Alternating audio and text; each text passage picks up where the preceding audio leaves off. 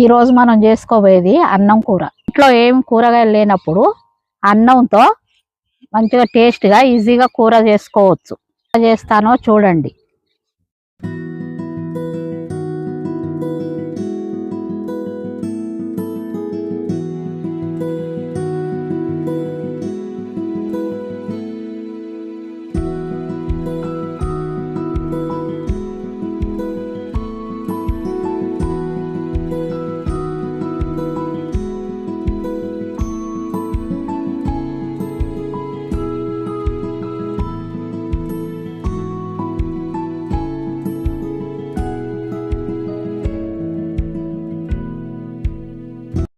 అన్నం కూర మస్తున్నది, చాలా బాగుంది.